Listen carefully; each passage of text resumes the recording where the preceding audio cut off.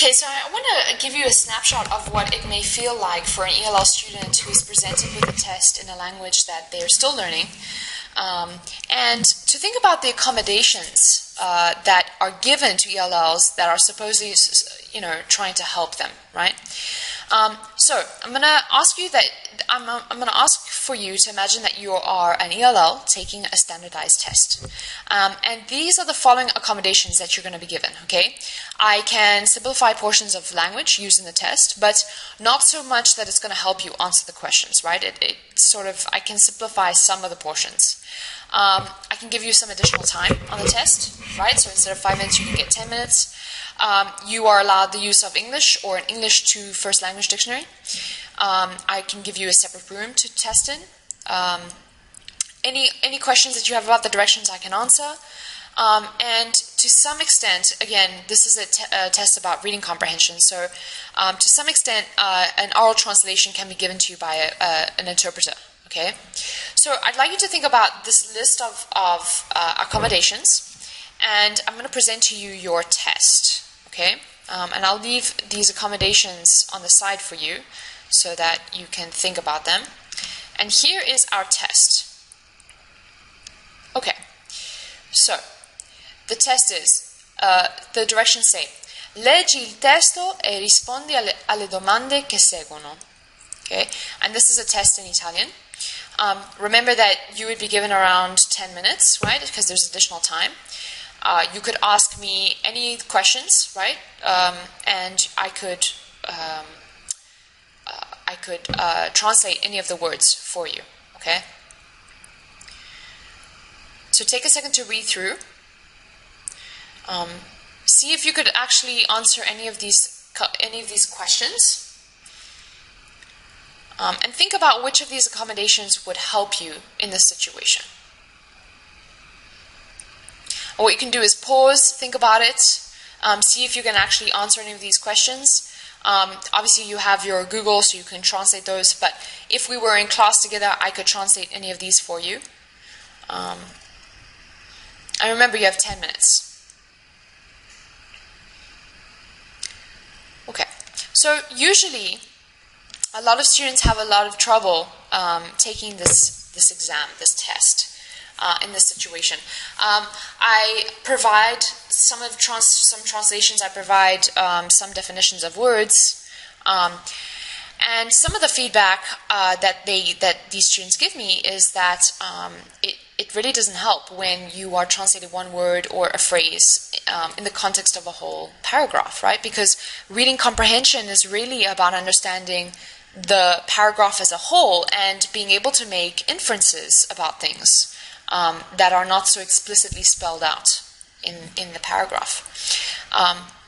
So many of these accommodations are not helpful at all, especially, for example, testing in a separate room. It doesn't really take away the difficulty of the test itself. I mean, answering questions about directions gives you an idea of what you should be doing, but it doesn't help you answer the questions. Additional time, again, may give you some more time to look up some words, but in the grand scheme of things, not so helpful if it's about inferencing and understanding the general idea. So this is something that I'd like you to think about with accommodations, because people talk about accommodations as the end-all be-all to helping ELL students, but in reality, I'd like you to realize that they don't necessarily help very much when we're talking about being able to perform a skill, right, an academic skill. Okay, so I also want to break down some of these other accommodations and talk about what might be difficult or problematic with some of these. Okay, so the first accommodation is provide tests in ELL's native language. So one thing to think about is that truly equivalent tests is not just a translated version. Remember how we talked about alternate forms? If you translate a test, there's a lot of factors that goes in that might be very different. So like, think about the vocabulary on the test, right? Think about the formal tone. It might sound very different, or might be much more difficult in one language versus another. Also, direct translations may change the construct that is tested or the difficulty level. It's also very expensive and very time-consuming to translate tests into different languages. And again, you can't have a test in every single language that's represented by your ELLs, right? You might have it in Spanish, Haitian Creole, and a couple other, popular languages, but it wouldn't work for everyone. And so it wouldn't be available for all ELLs, especially those that speak a less common language. Think about the language skills of the ELL in their first language, right? When you translate a test, the accommodation you're making is that some ELLs are illiterate or some ELLs may be illiterate or may have minimal skills in their first language, and so that translated test is not going to help. Also, they may not be familiar with the academic vocab in the content areas. Think about the learning that they've been doing in English up until now. If you were to switch the test into their first language, they may not be familiar with that terminology in that native language. So providing tests in ELL's native language is only appropriate in bilingual programs where students are going to have exposure and opportunities to learn the vocabulary, the terminology, the academic language, the registers in the two different languages.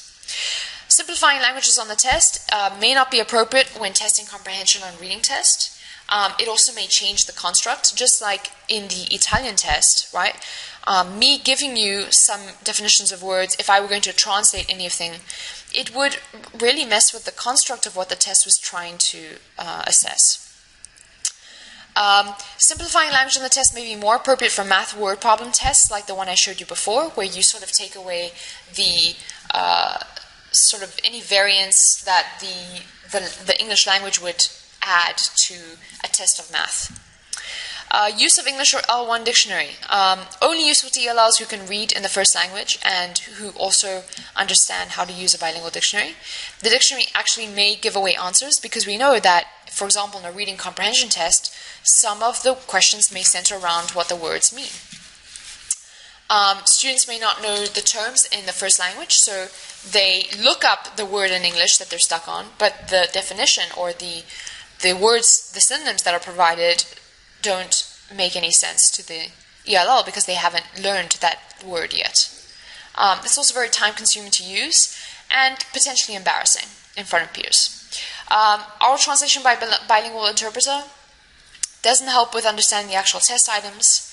It's difficult to follow and comprehend orally because now you're taking text that is written, right? And written text is really dense.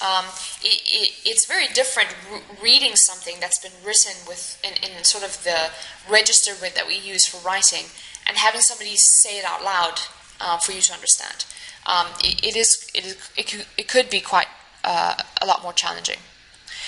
Again, students may not know the terms in the first language, and it could change the construct of a reading comprehension test. And it's also very difficult to find qualified interpreters. Moreover, it's also that translator takes on the responsibility of trying to find the accurate translation. And if they don't do a good job, they may actually end up confusing the ELL even more, or unfairly giving away the answer. Extra time, right? It really doesn't provide much benefit in terms of ELLs who are at the lowest levels of English proficiency because that extra time is not really going to give them an edge in using the dictionary and things like that. Individual administration does not address the linguistic needs of the student either, meaning to put the student in a different room. Okay, the other aspect I'd like to discuss is language proficiency testing. And if you think about it, language tests serve several purposes, right? For English language learners, it's not only to identify where they are in terms of their English language learning, but it's also to identify them for potential program placement, to monitor their progress. Also, it's taken for accountability purposes by the school, by the district, and to determine whether they should exit the program and also how effective that program is. So if you think about language proficiency tests, they're used for a number of reasons other than just finding out information about how much English the student has learned or is learning. And the other aspect to think about is that it's a really complicated construct to measure and assess. We know that language is made up of different skills and that it varies according to whether sort of where we are.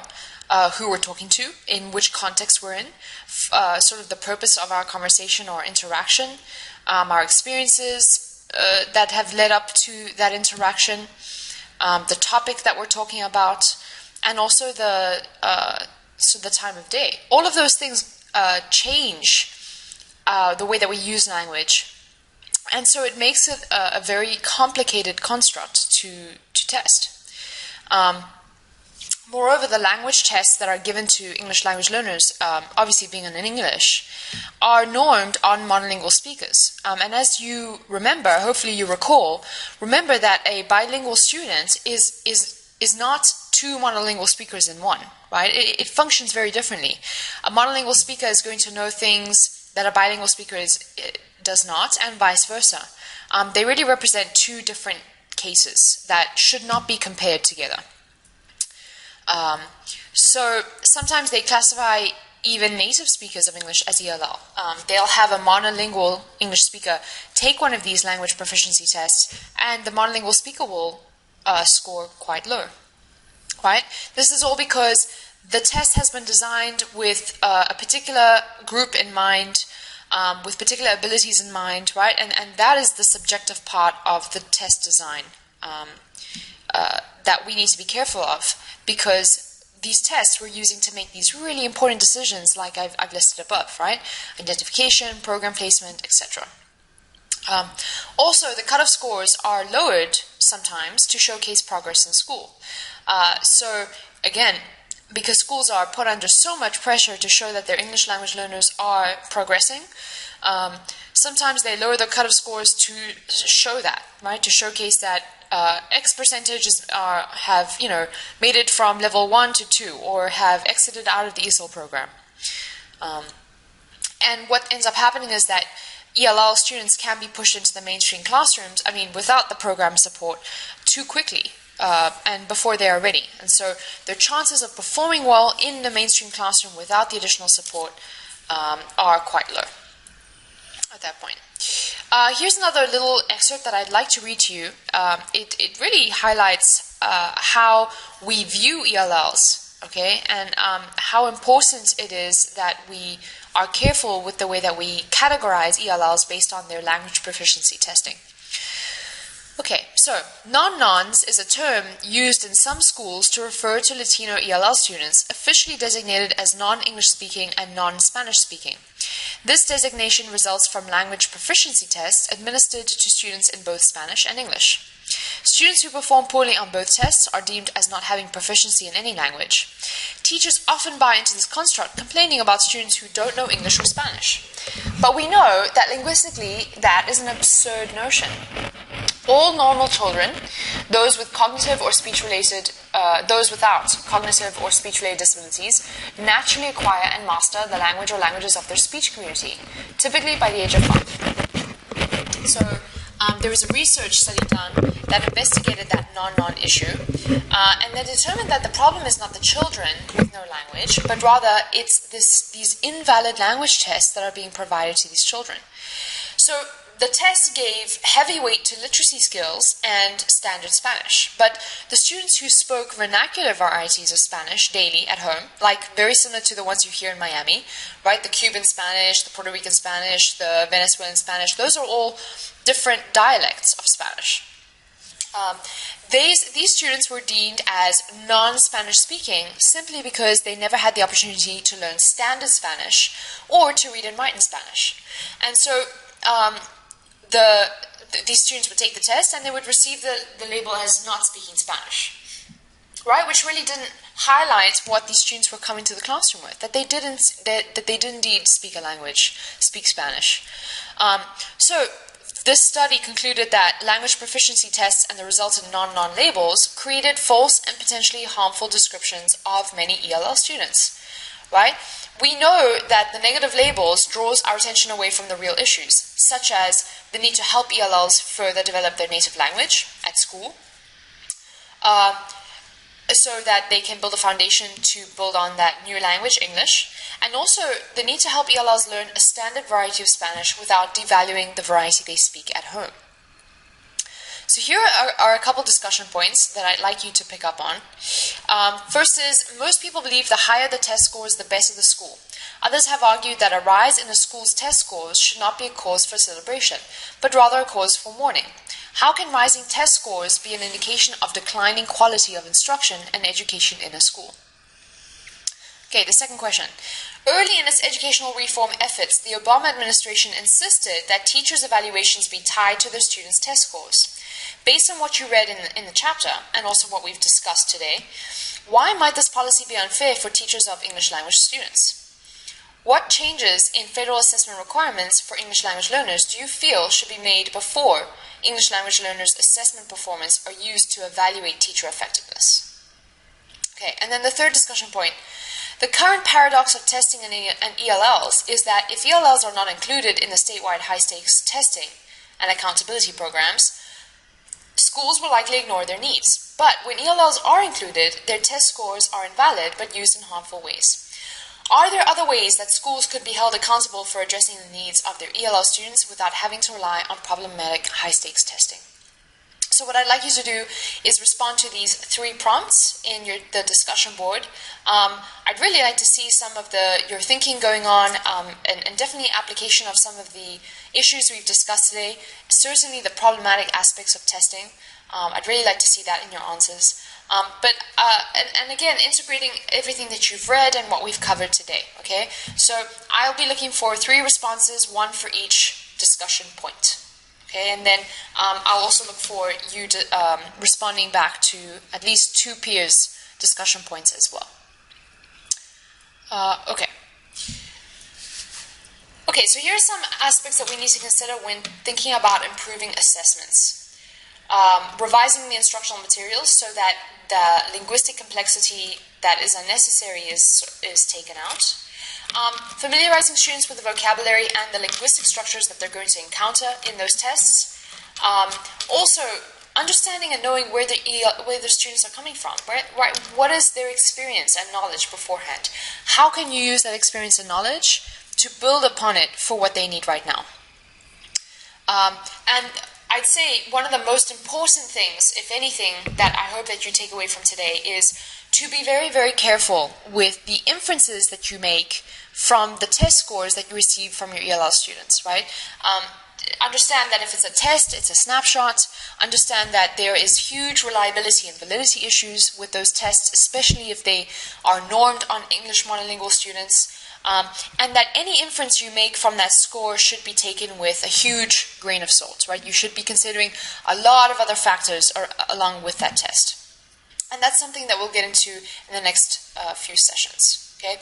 So again, the objectives of today was for you to understand the formal, informal, and alternative methods of assessment, to differentiate norm and criterion reference tests, as well as reliability and validity in test design, to discuss or to understand the problematic aspects of test design, and think about some of the problematic aspects of accommodations for ELLs.